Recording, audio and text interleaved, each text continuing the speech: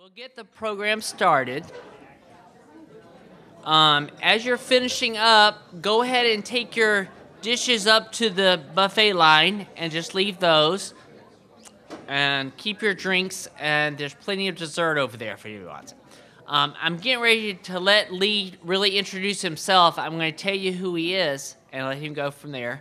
But one announcement I did want to make is we're going to be starting, we'll have the new bags at church this Sunday, but we're going to start our new, a new effort at collecting food that'll go to the pantry at Urban Ministries.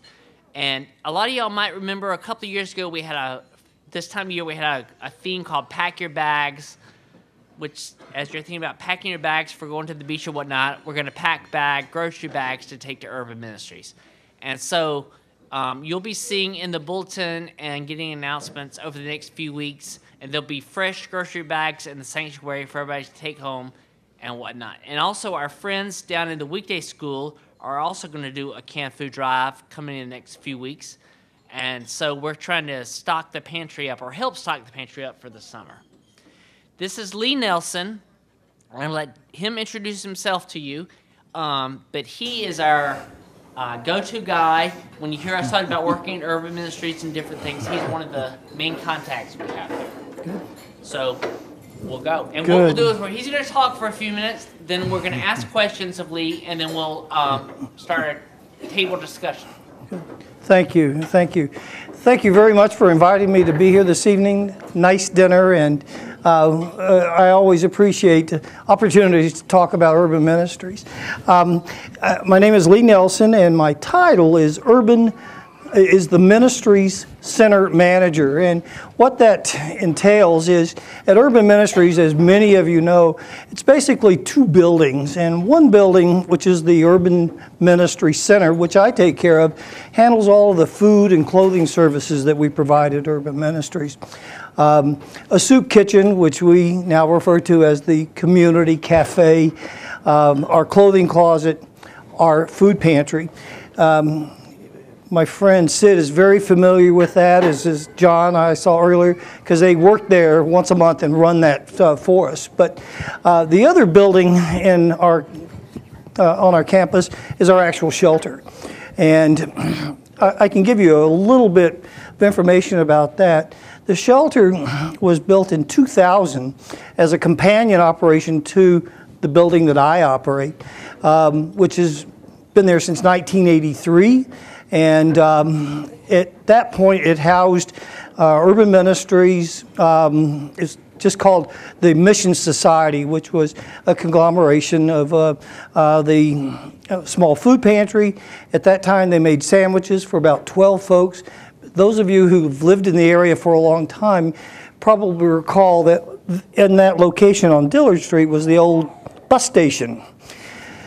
So there were a few folks who hung out around that, and there was the United Methodist Churches formed Mission Society and made sandwiches and soup for those folks, about 12, 14 folks. And out of that, that's grown to what I take care of now, which is this last year we served 220,000 meals. So we're serving 600 to 650 meals a day, and that's how that's grown. The shelter is actually a county-owned facility. There's 149 actual beds in our shelter, and the breakdown of that is about 80 for men, 30 for women, and we have another 58 beds that are designed for families. Everyone else lives in a dormitory situation. Families have to have individual rooms. So we have 9 rooms that contain 58 bunk beds, and that's where our families stay. So on any given night, it's about 150 beds that are available. We had 25 during cold weather, floor mats on our floor, to increase that to about 173. And our average is about 145 people on an annual basis spend the night at Urban Ministries. We don't charge for any of our services, of course, but that gives you an idea of the scope of what we're doing. Our people in the shelter, this last year we had about 1,250 individuals, because an individual could stay 60 days or whatever, but we accommodated about 1,250 individuals. That included 112 children, individual children, 58 families. So that has grown from just a few to having added space. So you can see the need in just our community, Durham, is amazing, the need. We turn away almost every night now 5 to 6 gentlemen, 3 to 4 women that we don't have space for, and that's including the mats that we use. We used to only use those in cold weather, but the demand is now to where we have to increase to that. Out of the 9 families that stay with us, our space for 9 families, we currently turn away 6 to 8 families a week that we're not able to accommodate. And so that gives you an idea of the need. I was noticing your sign of who is my neighbor. That's actually part of our mission statement, is to provide shelter, food and clothing, and supportive services to our neighbors in need. So we have a common bond there. When I was driving over here this evening, I was thinking about where I was going, Duke Memorial. I've been here several times in this room, speaking to your youth. A couple of times I've done that. And I was thinking about how involved your congregation and your church is, and how meaningful you are to the community. Many of you I recognize because I see you at Urban Ministries, whether it's dropping off hygiene items or canned goods. So your church is so involved and is an integral part of Durham.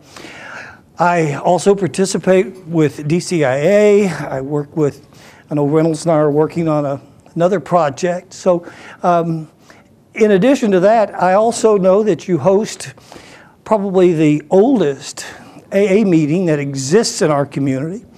And it's the standard, it's the gold standard of meetings for Durham.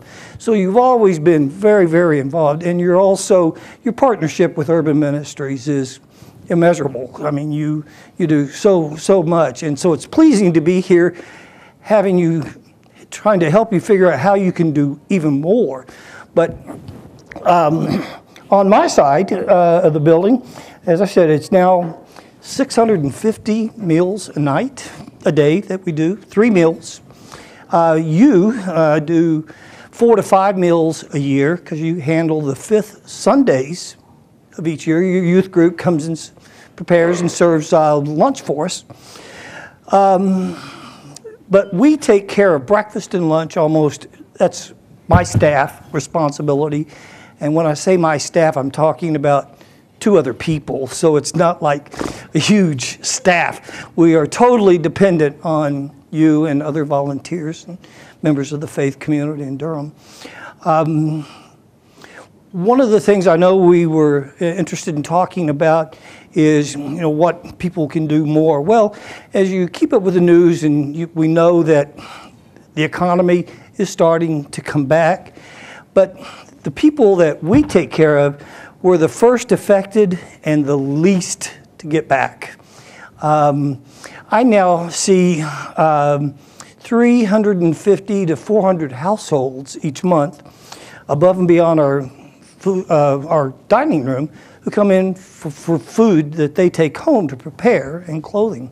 And that 350 households represents about 1,200 people.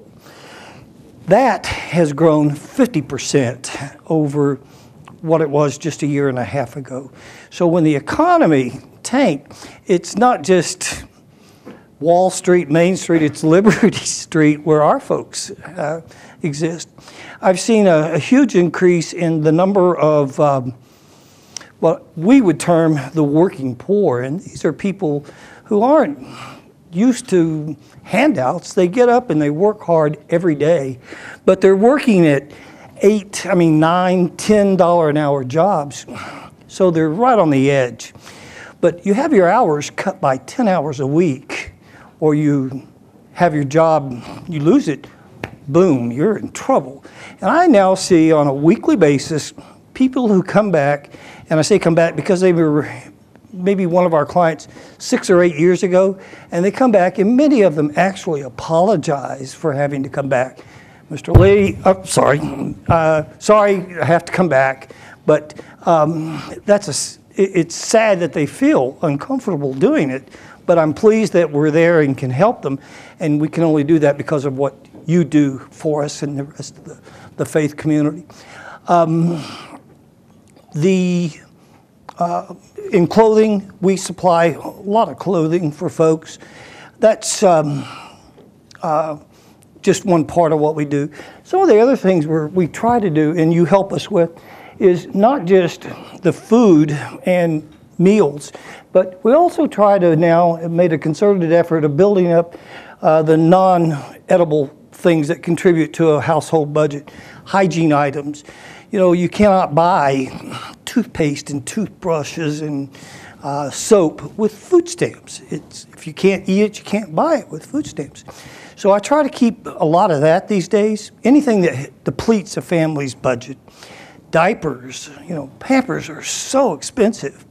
Feminine hygiene items, all those things. It's a multitude of things that go into making someone poor or helping someone out. So we solicit that quite a bit now. I was trying to think what else. You've seen the numbers of how it grows. We've started to see maybe leveling off in the numbers that we keep. But I'm not sure whether things are getting better or if we've just maxed out and we're just doing all we can. I know in our cafe, the 220,000 meals, 650 meals a day is about all we can do. So if the trend continues, I'm not sure what we would do. We all keep up with the news. We know government budgeting. We know cutbacks. We hear that all the time. And it's amazing how it affects something like urban ministries. One of the main food sources for our cafe is the government, USDA.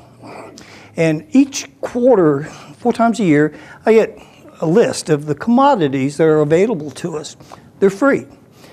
In the past, I have ordered as much as 1,500 pounds of frozen chicken, for example, 1,000 pounds of ground beef. That no longer happens. That's not available to me. I still get a list, but it's canned corn, it's canned green beans, it's not meat products.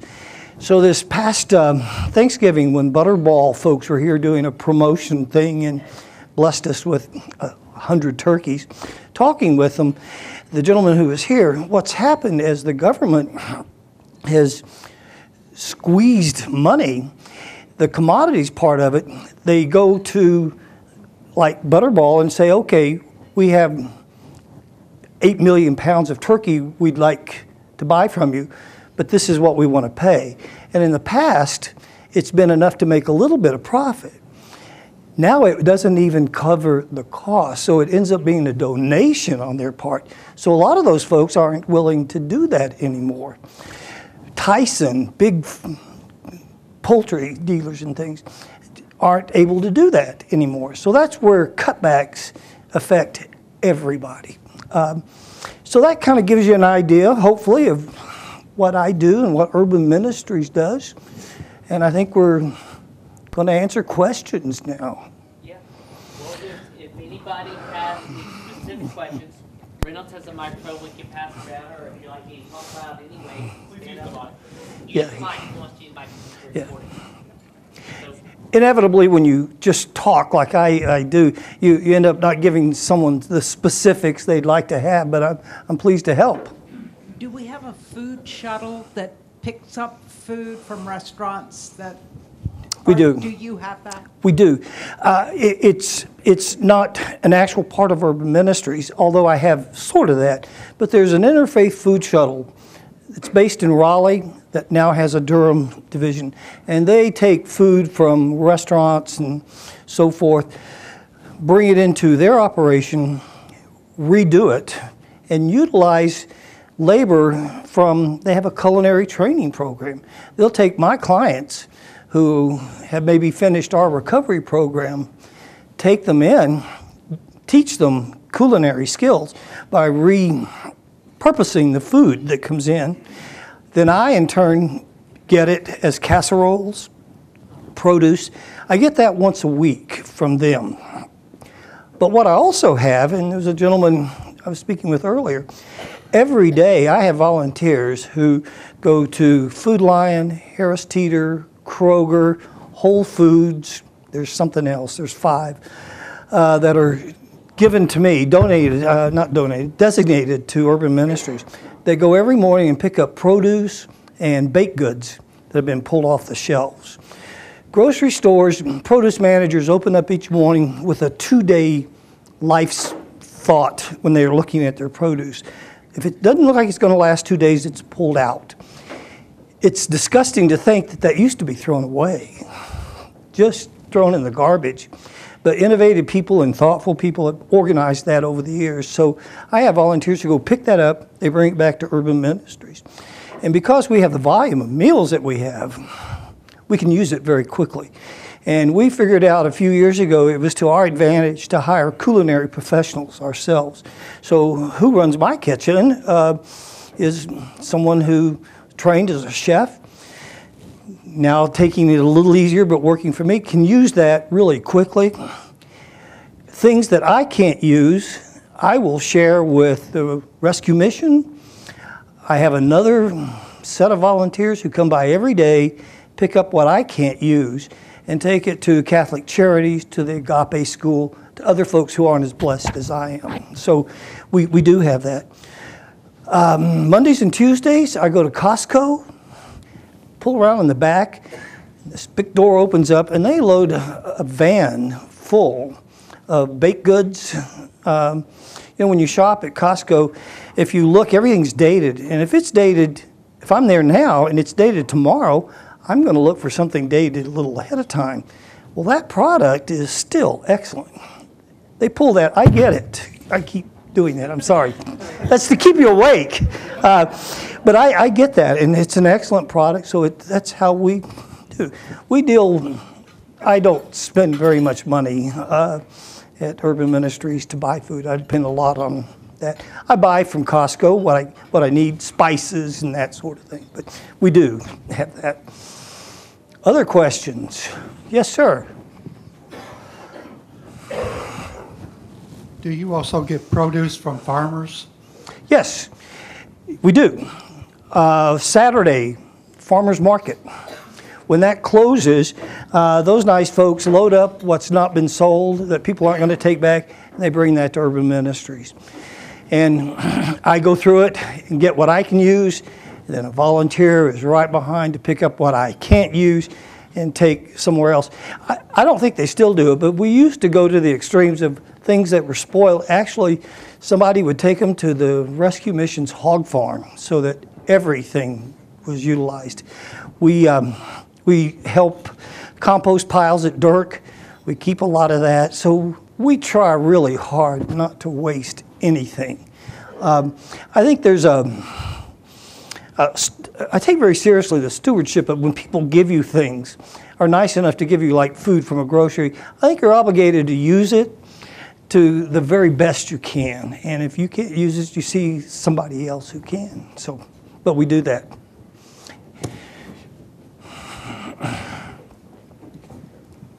Hi. Hi. For the personal care products that you mentioned before, what sort of packaging formation is most helpful? I know we have in our house a lot of hotel samples. Oh, those are wonderful. But would it be problematic to get a great big jug of shampoo? You can use both of those. I can. you can hardly think of something I can't find a way to use. The hotel size are wonderful, and what we do with that, people collect them. They get a big Ziploc bag or a box full of them. They bring them to me. Then I will use one of your youth groups on a Saturday to take a Ziploc bag and put a shampoo, conditioner, soap, deodorant, and make what we call a hygiene kit. I also take the larger sizes that folks give me. I have a lot of people who are thoughtful when they shop for things. If there's something on sale, they'll pick up an extra one, keep them, bring them to me. Coupons, a lot of folks work coupons that way. Then I will take a larger Ziploc bag and make a family hygiene kit with a home-sized shampoo. So I can take them either way. I know we have one, Sid, I don't think it's your scout troop, that they make a project of doing that. They collect them, they take them home, and then get together and bag them themselves. And are there restrictions on things that are open? No. Things that are open I have no problem with our folks in the shelter. See, if you're staying in the shelter, especially folks in our programs, and I didn't allude to that, but half the folks who stay with us, the 140 are overnighters. The others are part of a program. We have a recovery program.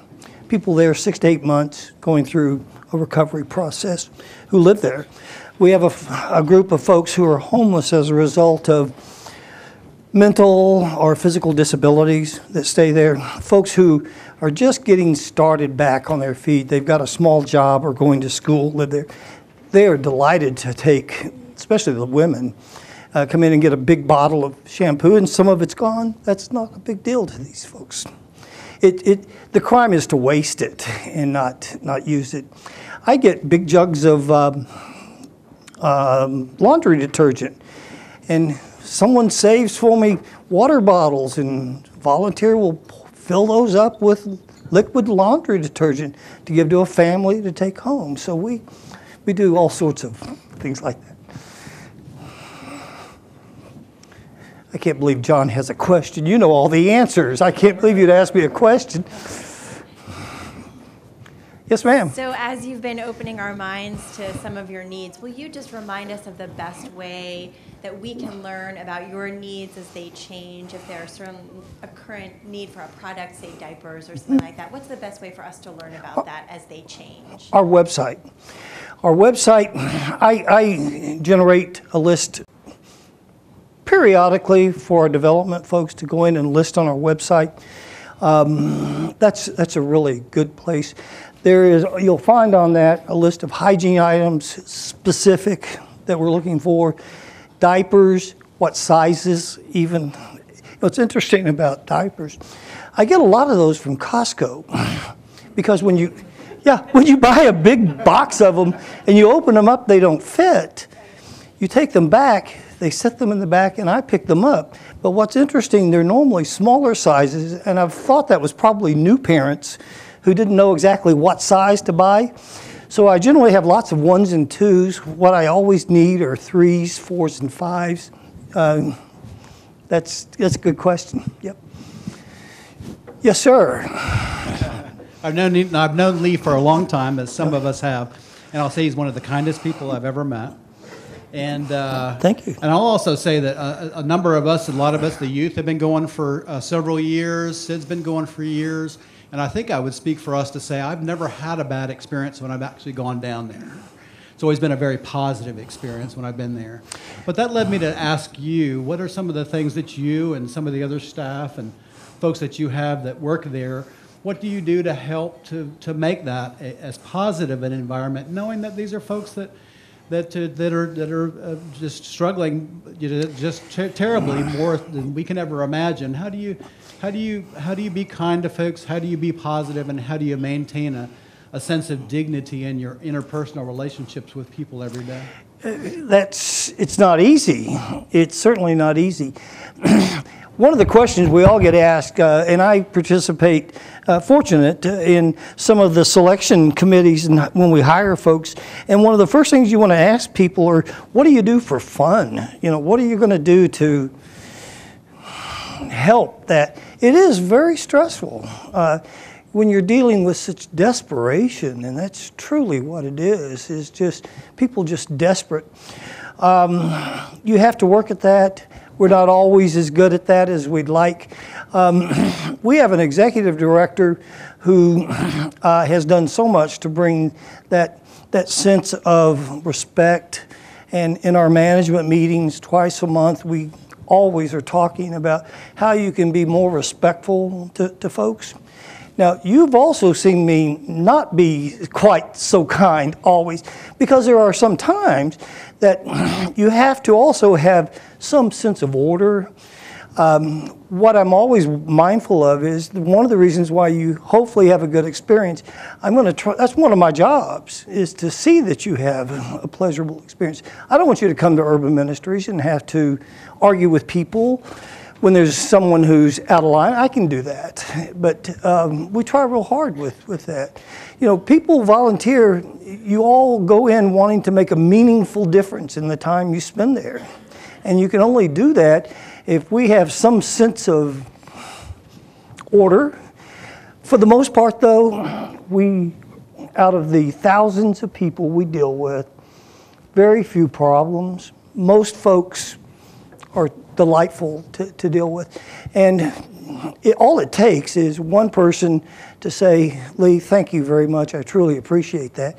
And it makes up for hundreds of folks who aren't as nice. But it's not easy. It's not easy. I used to get really wound up about people breaking line while they were waiting to eat. And I'm still offended by it, but it's no longer a big deal, because I took time a few years ago to ask the same guy, always doing it, why do you always break line? And I was amazed at what he said. What he said was, well, I have to take care of me. And unfortunately, I don't have the luxury of being nice or worried about you. I have to take care of me. And he actually said this. He said, as a kid, he learned early on that if he didn't take what his brother had, he didn't get enough. So he learned that really early on. So his idea of, I get ahead of you, I might get something better. They might run out before you get there. I don't have the time. I can't be nice. That's, when you live on the streets like this guy did, I understand that now. So I'm a little more patient with that. Yes, ma'am. How did you deal with it? What did you say? To him? He's actually a friend now. We know each other really well. He doesn't do that as much, but he will. So what I did with him was just invite him when he had some time to come volunteer with us, be on the other end of serving other people, and find out there are folks who are just as desperate as you are, if not more. And also have him know that, my obligation, if you're in line, I'm going to feed you. I'm not going to not feed you. May not be exactly what that guy has, but part of that is so ingrained, you will never change that. The only thing that will change that as his experience gets better, life gets a little better. But that's really all you can do, is just get to know him, understand him, and just know that that's part of what he's going to do. What's the literacy rate of your clientele? Probably a high number. It's probably 80%, 85%. What grade level approximately? Probably high school, and maybe not entirely that. What I've also learned at Urban Ministries is the old adage of you can't judge a book by its cover, and that we have clients who are master degrees, who through poor choices, alcohol, drugs, spiral down. So we have people from all walks of life. No one intends to be there. And in fact, one of the things I like to tell youth groups, when you're a kid and someone says, what do you want to be when you grow up? No one ever raises their hand and says, I'd like to be a homeless heroin addict. You don't think that's going to happen to you, but it does. And our job is just to take care of them. I don't spend a lot of time trying to figure out what caused them to get there anymore. I spend more time figuring out how I'm going to help them. Take them as they come in is what you do. Yeah, I just loved your description of getting to understand the man who was cutting the line and saying that he's your friend now. Mm-hmm. And I was wondering if you could think or name any ways for us that we can be involved in urban ministries that will give us the potential that we might make friends, that we could understand and build relationships. I mean, our theme is who is my neighbor, and one of the things I'm interested in thinking about is how we can be involved so that we come to these kinds of understandings for ourselves. Maybe not on a massive scale, but are there ways we can be involved that have the potential for relationships to form? Yes. Right now I have, every Monday night, I have a group from a specific church who come in. They come in, sit at different tables, eat with our clients, and then retire to a conference room we have in the back to actually have the people share their stories. Everybody's got a story at Urban Ministries. That's one thing that people are doing is just, anybody's welcome to come eat at Urban Ministries. I have a lot of folks who do that. Just come in, sit down, go through the line, sit down, talk with folks is one way. That's not maybe addressing the multitude that you're talking about. That might be a question for Reynolds and so forth. Maybe we have some churches who come on Sundays, pick up lots of folks in our parking lot and bring them to service, adopt families, maybe just volunteering, pick up one of the slots that's open and just come in. I think that's the main thing, is just to come in and see that, and realize that the people that you're serving there are the same as you are. They're just in a different set of circumstances right now. I'm not sure. I'll have to think about that. Yes, sir. About how many pounds of food do you give out a year? What would you guess? Last year, it was 67,800 pounds. This year, it's probably going to be about 80,000 pounds of food. It averages about 7,000 a month. And how I know that is that's the only way we can keep track of things. Everything that comes in, notice when you bring food in, what do? You weigh it and you fill out a form.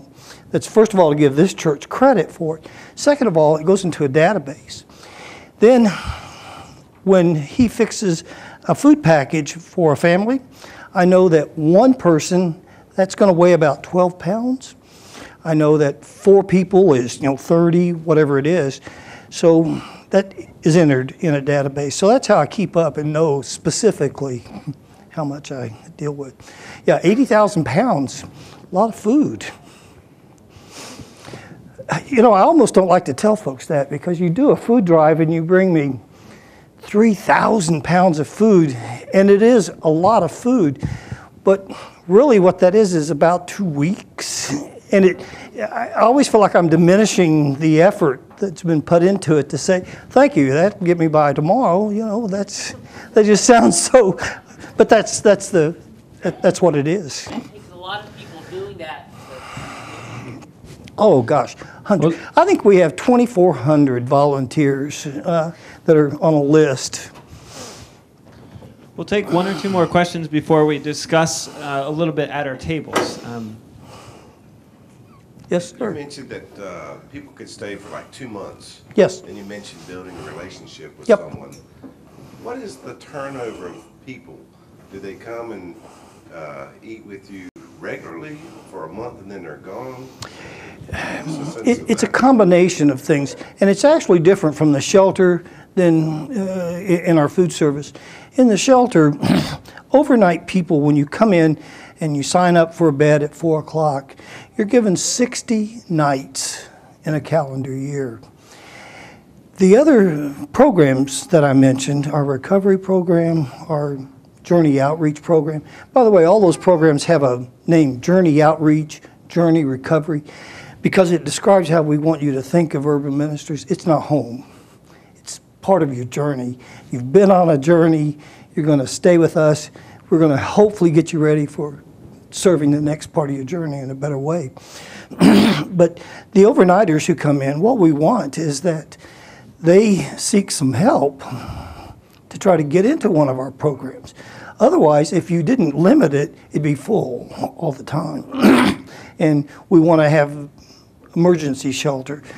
Program folks, recovery 6 to 8 months, families until they get stable housing. The other folks, disability, till one of our case managers can get them hooked up with Social Security or disability or something. In the cafe part, we deal with what's called just an unduplicated count, and I try to keep that as best I can. What we find is that only about half of the people who stay in the shelter actually eat with us because they're out doing day jobs or that sort of thing. But it's about, on a monthly basis, it's about 200 individuals that are there pretty much regular all the time. Right next door to the shelter is Oldham Towers, a senior citizen center. Lots of those folks come down, walk over and have breakfast. They walk over and have lunch. And that's part of the reason why we changed our name to the Community Cafe, is we really looked at it. It is just that. It's a community resource. And it's where people of that socioeconomic level meet at lunch. I often have ladies, all ladies like to go shopping and go to lunch. People do that at Urban Ministries too. Women will meet at the shelter, have lunch, and sign up and shop for clothing in my clothing closet. It's the same sort of thing. Shoes, they always go for shoes. Always. But does that kind of answer your question? Give you some idea?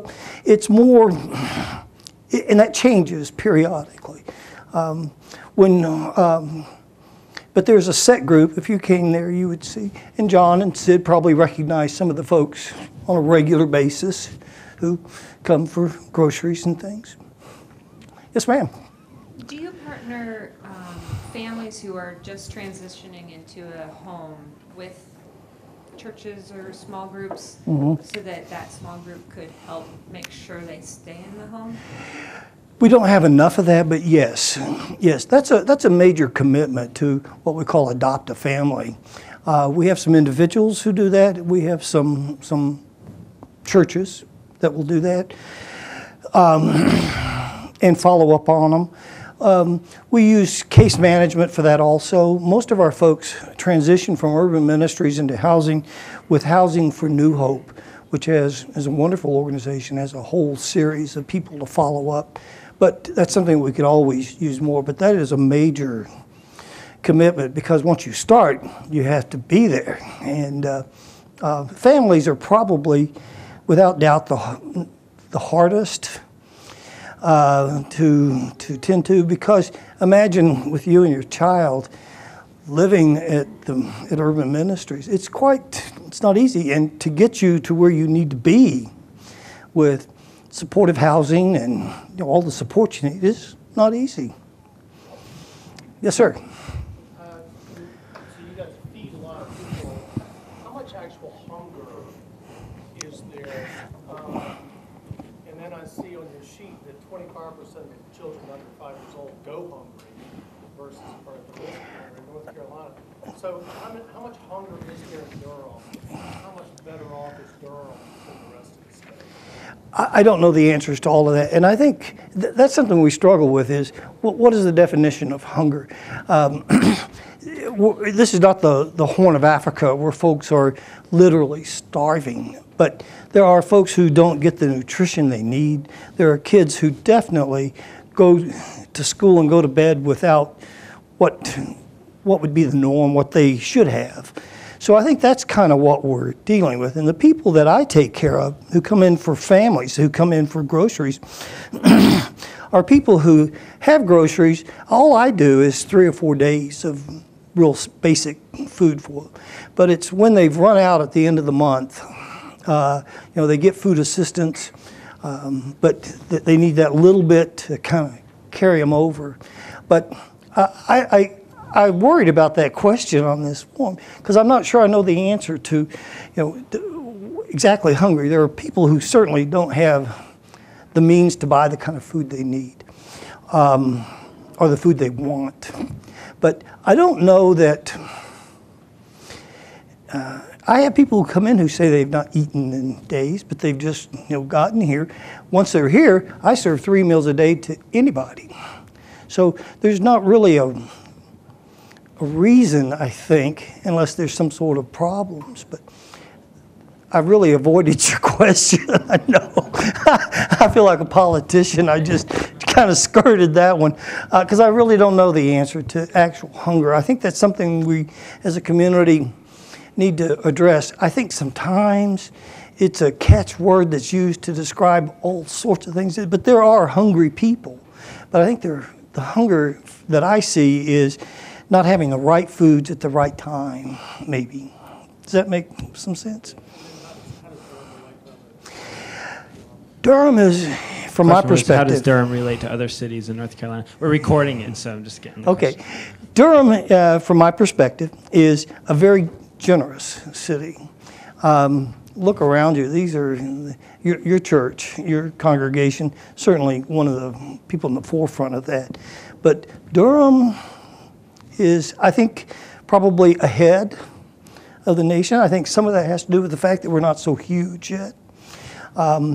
There are a lot of active congregations in Durham.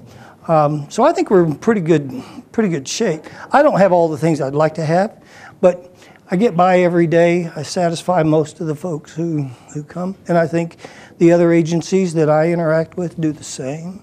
So I think we're in pretty good shape. Durham's a giving, generous community. We're going to take some time for discussion at the tables, and then we're going to bring what we discuss at the tables to the bigger group, so we can ask some more questions of Lee after this discussion. So if you turn the papers over, there are 3 questions. Select one person, this is important, select one person at your table to record it, to record what you talk about, and then in about 10 or 15 minutes, we'll kind of gather around together and talk in the large group again. Okay, so we'll go from table to table, and when it's your table's turn to speak, share any salient insights that you have or questions, any more questions that you want to ask Lee.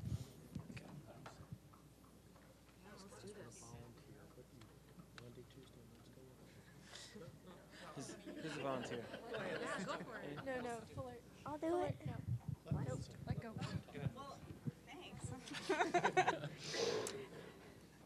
So we had too much discussion on the first question because we really realized we had a lot of questions. Okay. We were talking quite a bit about how there's a difference between hunger and nutrition, and it seems like the types of foods that are available or accessible, that might be a question that we have about improving nutrition, and I think also related to that, the question of hunger versus food security and wondering where your next meal is coming from. Clearly there are meals available. The nutrition angle, I know Doc from Duke here. Duke does so much for us, and they actually come in periodically and do a nutritional analysis of the meals that I serve in the cafe. They will come in and spend a little time looking at what we're doing, how we're using. We're blessed with a lot of fresh produce. Salad is something we serve a lot. They don't always eat it all the time, but we do get a lot of fresh stuff. So Duke has a group that comes in and does a nutritional analysis periodically. The Interfaith Food Shuttle will do the same thing. They actually put together the grid that we use in the food pantry. I was explaining to these folks. In the food pantry, it's a big board. Yellow veggies, green veggies, beans, rice, all the various foods, given some thought to nutrition, and then one person, two person, and it comes across as to what we would try to put in an individual basket. Protein, all of that sort of thing. So there is some thought given to that. I was telling them today I didn't have any cereal, boxed cereal, peanut butter, canned fruit. Those 3 items always stick out. Green beans, I generally have a lot of. Corn, I generally have a lot of. And it's because, the boxed cereal is expensive in stores. And it's one of those things that I'm not good at buying large quantities like at Costco and bagging it up. I don't feel really good giving a family cereal that I've opened and boxed. So the individual family-sized box cereal is always good. Generally, powdered milk is another item I generally often need. Right now, I'm in good shape. The packages that make a quart. We also take the big boxes and pour it into Ziploc bags with a recipe of, add this much water to it. But what I mentioned are the top 3 that we're generally missing. Good questions.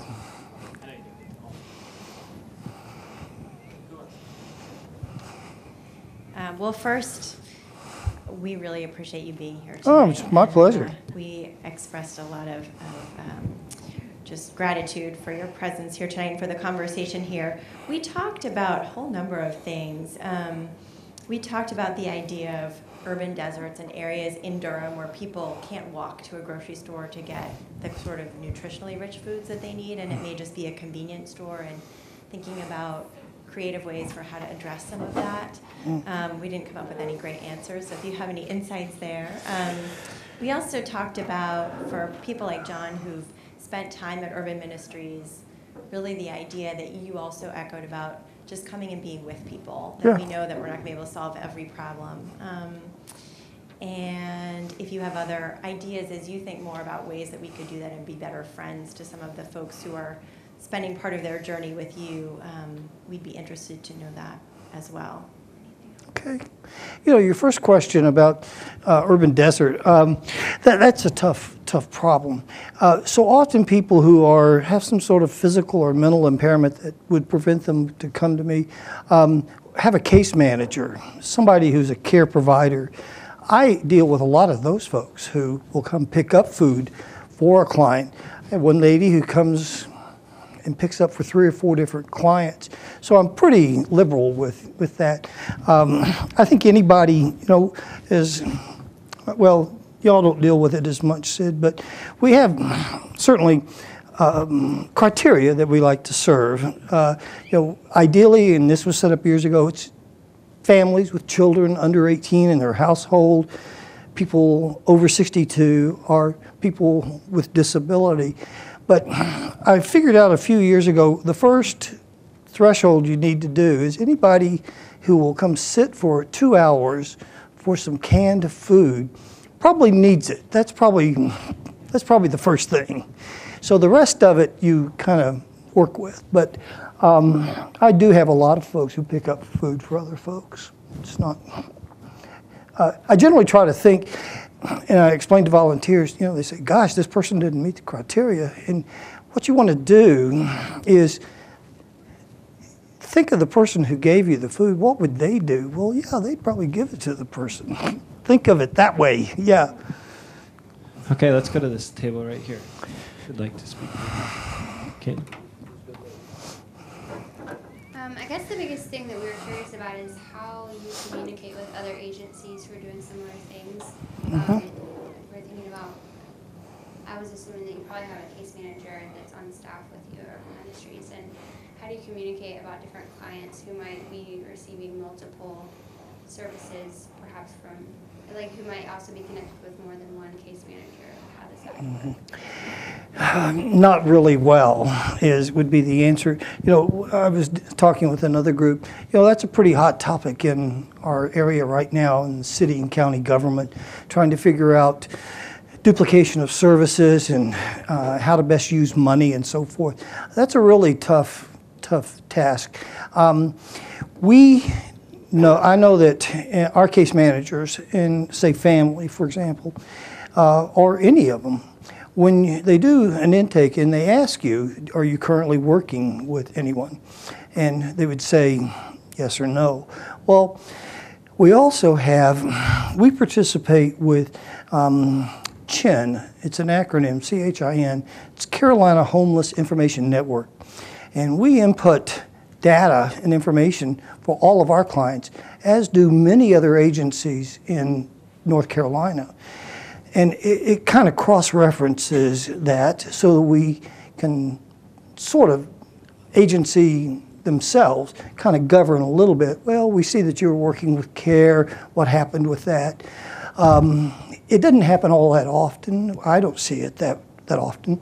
But we did convert and go on to that system about 3 years ago, which generates some really wonderful information about demographics of homelessness and so forth. That's one way. City county government is still trying to pull all these agencies together. There's some thinking that it's merely a matter of money, trying to save money, and is that always the best for the clients that we're serving? If it's a money-driven decision, there's a lot of controversy with that right now. Let's go to this table here.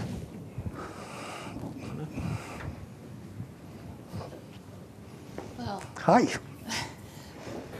We've talked around all kinds of stuff, but one of the things just on question number 3 was how we can take practical steps, and it was commented on that the grocery bag things that Sid was talking about are helpful to help people remember. Things that help people remember to bring their donations, and using the small groups that we already have to make some commitment, because I think a lot of our small groups are doing service projects or something, so just some way to foster a sense of commitment and remembrance, and then the idea that learning that you can also take things that are already opened. So that was useful information, and that there's things like underwear or socks or toiletries and stuff that would be needed, that maybe we could do more drives for some of the things besides food to try to meet those needs. Sure. Socks and underwear are two really always short supply items. The rain that we've been having recently, if you can imagine walking around in wet socks. So I give out lots of socks and a lot of our folks don't have laundry facilities, and homeless people often will wear things until they're not usable, and so we will just throw those away and give them something else. But socks and underwear are key items. Right now, because of the towels and washcloths, not new, but it's what I do. When you get new towels that look nice in your house, you take your old ones to Urban Ministries because the shelter is so full. And towels are a real premium there because you want folks to shower. In fact, you kind of insist as best you can that they shower every day while they're there, because when you're out walking around and things, then it's important. So gently used towels, washcloths, the hygiene items we discussed, socks and underwear. Now that's underwear kind of interesting. Men, as long as it's clean, they don't have any problem with used underwear. Women are entirely different. They won't do that. That's just a gender thing. It doesn't matter where you are in life. Women are women, and they're just not gonna. Yep. I'm sorry? Can the socks be gently used? Absolutely. Absolutely. Socks are generic. Yeah, things that are clean, absolutely. We don't have facilities to wash and mend things, but I don't waste things that I can't take care of, I can't use. I separate those, we bundle those, we take those to Goodwill. Goodwill's a wonderful organization. They can wash and dry things. I love what they do as far as utilizing people for jobs. If it's ragged, they'll bundle it up and sell it for rags so it gets used. I'd like to go to this table here. Who's the reporter from this table? Reporter. We were amazed at the breadth of your program. We learned a lot of things from your Good. talk. Thank you. But one thing that we had wondered is what happens to the folks who come to want to spend the night and you are full. Where do those folks go? Where do you send them? Well, good question. I mentioned that the rescue mission, wonderful organization, they're really not set up for you to come in and just spend one night. The other organization, TROSA, is really a 2-year sort of commitment they want from you. In really bad weather, the rescue mission will come pick folks up. And that's about the extent of it. And I can tell you I don't do that, but I have. It is really disheartening for staff, talk about to tonight, tell what we do. Everybody in an overnight situation, sign up between 4:30 and 5 o'clock for a bed. You have to claim that by 8:30 that night. So a lot of folks will come in and sign up for something, then they find another place and they don't use that. That bed then would be given to someone who is waiting. And so tonight, I know, because the line was long when I left, there are folks who at 4:30 were told, we don't have space for you, but wait around till 8:30. And that's when it gets bad. At 8:30, when you tell somebody, we don't have space for you,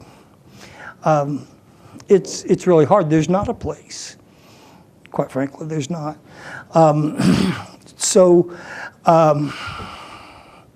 Yeah, you just say, I'm sorry. Some of the things that bother some of us still is that that's the shelter building. I have this huge building that is closed in the evening. Air conditioning and heating, and it's locked up.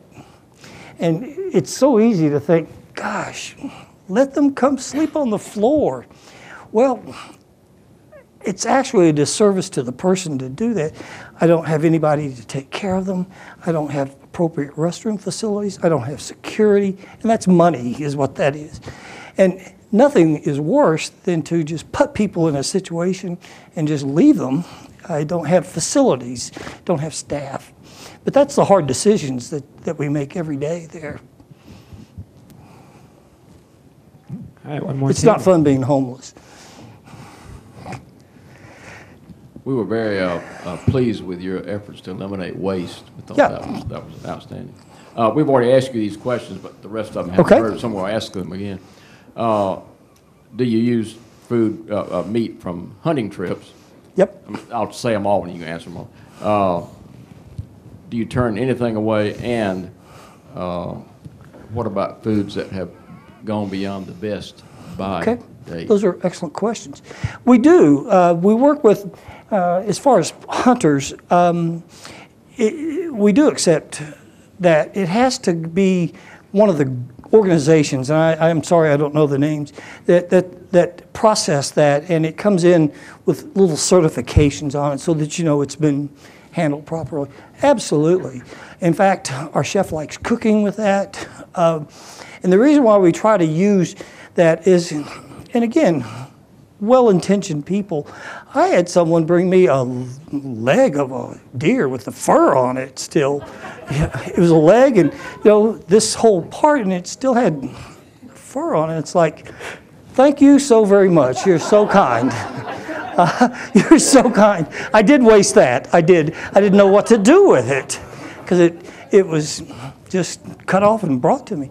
So as long as it's one of those organizations, absolutely we accept that. Food that's opened, I'm going to take back the leftovers from your kitchen tonight. So absolutely.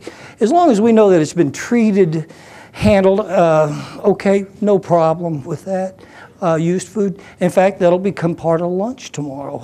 And best by dates. There is specific guidelines that are available on the internet, and I keep it in our kitchen and in our food pantry. There's entirely different use by, sell by, best date. It's kind of confusing, but for the most part, food is certainly wholesome after the best date. Canned food you can judge the can, and so we're careful with that. I have a volunteer who comes in on Fridays who does nothing but look at cans and pull things off. Notice I use the word volunteer a lot. I can't tell you, we couldn't do anything without volunteers. So we're careful with that.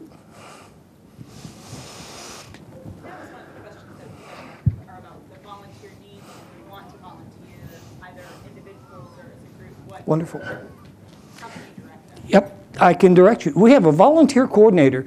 As I mentioned earlier, we have, not that they're there every day or every week or every month, about 2,200 folks on our list. We have a volunteer coordinator. Go to our website. It has her name and a way to apply for that. But yeah, we're always looking for volunteers. That's the best way to do that. She's very good about getting back with folks and gives you an opportunity to sort of express what your interest might be. But we need everything, always. I had a group in Saturday, bless their heart, worked in the rain and did some landscaping. I have clothing to be sorted, hygiene kits to put together. And it's really good for some of the youth groups too. Now you can't, I have dealt with first graders, about 60 of them. That's what happened to a lot of my hair, but yeah. But they're fun to deal with. Youth are wonderful to get involved. It's so important that you'll learn at an early age that there are folks who don't have all the things that you take for granted, and getting folks involved in volunteerism and doing things for others. Yep. But our website is the best place for that. Yes, sir.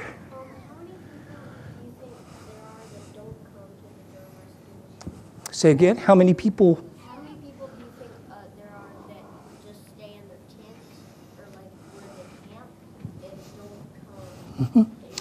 It's a bigger number than you'd think. Every year we do what's called a point in time count, and we use lots of folks, and they go throughout the city and the county looking for just that, folks who live in tents. It's a fairly large number, and it's not always because they don't have an alternative. It's generally a lifestyle choice. Folks who deal with addiction problems, alcohol or whatever. So often, there are rules, and there are some things you can't do in our shelter. So sometimes people who are still dealing with those issues will camp out. There is a lady who runs Open Table Ministries who exclusively deals with just folks who live out. She visits folks and helps them to the degree we can. A lot of folks, two main reasons for homelessness is alcohol and drug abuse and mental illness. So a lot of times you have folks who are not mentally equipped to deal with other people. You can't force adults to take medication, and if you suffer from schizophrenia or other diseases, mental diseases, you don't like being around other people, so they will choose to do that. Yes, ma'am. I'm sorry?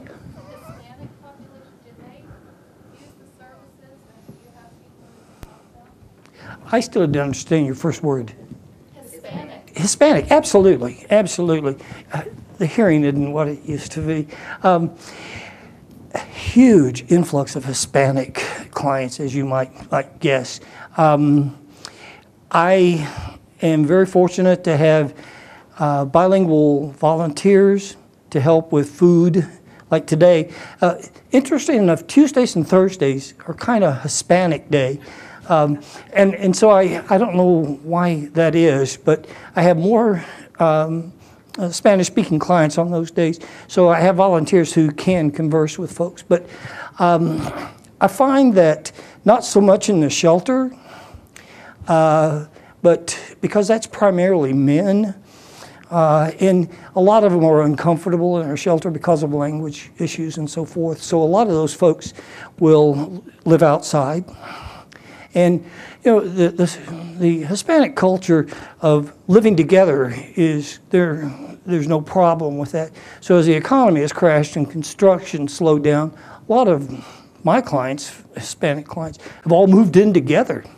So someone will take care of the children, and 2 or 3 of the moms come in for food. You see quite a bit of that, but not so much in the shelter. I'm not sure what that is. I think the language barrier. It would be strange for me to try to stay in a homeless shelter where I couldn't speak the language with folks. That might be some of it. I think that's about our time. Wrap up. Will you all help us in thanking Lee for joining us? Oh, yeah, thank you. Thank you. Thank you. My pleasure. My pleasure. Hopefully it gave you some information, and if nothing else, thank you for inviting me here. Thank you for your interest in the subjects that you're discussing, homelessness and hunger and things. Those are what we should all be doing. So I applaud you, and thank you for the partnership that we enjoy with your church. You've been a good partner for years. We look forward to that in the future. Thank you. Stay up here with us. I'm John Legg, and Katie Garman and I chair the mission committee. We wanted to make a few comments before we let you all go. I'll second Lee's thanks to you for being engaged with us in learning and having conversation. It adds such a depth to, I think, what we're doing as a church, in addition to the activities and services that we're doing. So thank you for being here. Sid Allen led a group that coordinated the event tonight, and I wanted to thank Sid and the group that coordinated things. Thank you, Sid. It's wonderful when you have folks like Sid step up and say, "I'm going to take care." I didn't know all the details of what was going on tonight, because Sid took the reins and coordinated the group, and that was really nice to have that leadership on his part. A couple of things we wanted to mention coming up in the future. One other answer just to activities and volunteer opportunities at Urban Ministries. Sid's a great resource as far as what we're doing down there and what's going on. So look for the opportunity that he mentioned, that we're going to have an opportunity to make some donations in the near future. And he and some other folks are going to make that easy for us to do. In fact, I think he said all we're going to have to do is pick up a bag and put stuff in it, and I can do that. And so thank you for doing that, and look to Sid as a resource for what we're doing at Urban Ministries. Laura is still coordinating things at Habitat, so if you have questions about Habitat, please check in with Laura and see what she has going on. We still have volunteer opportunities going on there. The next time we'll get back together for discussion and dinner will be April 25th, right? Did I get that date right? Date's right. There won't be dinner. There'll probably be refreshments and snacks. But right now, dinner's not in the plan. But yeah, April 25th. Good. And the last thing that I'll mention is that hopefully you've heard about the crop walk coming up this Sunday. If you're going to be walking in the crop walk this Sunday, if you will stand up, if you will do that for me. So if you are interested in sponsoring somebody who will walk on the crop walk this Sunday, and for those, Roger's got his form there. He's ready. So the crop walk, I think hopefully all of y'all know, but the crop walk is a 5-mile walk that will take place this Sunday. It will be to raise funds for Church World Service.